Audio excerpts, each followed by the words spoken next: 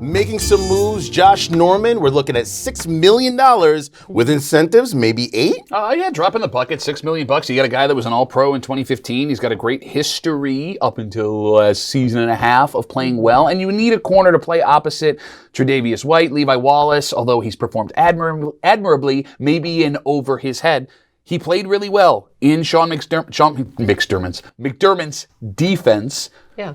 Worst case scenario, you paid $6 million for a guy that's going to walk a training camp. And I think Brandon Beane has kind of earned the right to make these types of deals. I thought he's been able to bring in good guys for a relatively cheaper price. Josh Norman, he has the caliber in terms of he's a guy that has gotten paid. Obviously, the last year and a half didn't really live up to that. But I think you give it a roll. I mean, Levi Wallace has shown that he can play, but he is not the answer, in my opinion, at the corner opposite Trey White. You know you have a guy like Trey White who is all-pro. Why don't you bring in a veteran into that room like Norman and see where it goes? Not to mention, it's a quarter of your defensive field. You got 2 all-pro safeties over the top. Tre'Davious White might be the best corner in the NFL. You're only allowing them to throw to one spot with a guy that has history of being a very good football player. Yeah. You know, it's interesting, the Bills working on defense. I mean, that's been their staple the last season or so, and working on it and continuing going forward. Now I hear more and more defense with DJ Reader, possibly not returning to Houston. He's on the Bills' radar with Tennessee.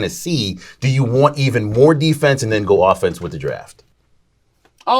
Yeah, I mean, I don't hate it. There are still question marks. There's sneaky needs of defense. You do have a defensive tackle need. Jordan Phillips is a question mark coming back. Harrison Phillips tore up his knee. We don't know what he's going to be doing. You got defensive end issues at both sides. Is Trent Murphy going to be on this roster? Linebacker as well, with Lorenzo Alexander retiring. There are a lot of question marks, and it's funny. You do think of it, okay, the Buffalo Bills are known for their defense, Sean McDermott, Leslie Frazier, but at the same point, like Duffy is saying, there are those sneaky needs that you have to fill. And I think the biggest one is going to be replacing Lorenzo Alexander. I don't think people realize, he was 35 years old, but he was able to make his way all over the field, as well as being able to pass rush. I think he's going to be a type of player that you really need to hone in on. That, I think, is more from the draft.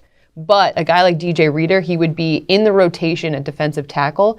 And that's a spot where the Bills need and like to have that depth and versatility. Well, and going back to Lorenzo Alexander, the luxury he gave you, not only performing well playing defense, he was a guy that took up 3 roster spots. He played every single special team. He was a leader on all of those special teams. I mean, that's the kind of position where you need 3 separate guys. He was a Swiss Army knife. That's another thing we're going to have to look at. You know how McDermott loves his flexibility on dressing and not dressing people? Could be a problem this year. Well, also the draft coming up in about another week. It's all been offense. Do you think they should go offense, defense when it comes to the draft? I actually, in the first round, don't think they're going to go offense. I know a lot of people want the Bills to draft a wide receiver early on, and I think that they will make a play at receiver, if not taking more than one. But I think the first round, there's just so much depth at receiver for next month that I think the Bills are going to kind of wait. They're going to be able to get a little bit more return on that investment, picking a guy later on. I think they could go pass rusher with their first pick. Your face does not like that. Well, my face doesn't like you. What I'm getting at is... Well, no, done here. Wow. We were being so amicable. You were so you nice. said so many mean things to me in the break. But that was off camera. Jenna. At least he washed his hands this time. Didn't wash my hands. So what I'm getting at is, look, I mean, I like the idea of there's so much depth, we don't have to take a wide receiver in the first round. But if there's a guy there that you like and think can perform, do it. Like, I don't like this idea of, well, just, hey, we'll take something else. Like, we're finally in a spot. I think, okay, I get that.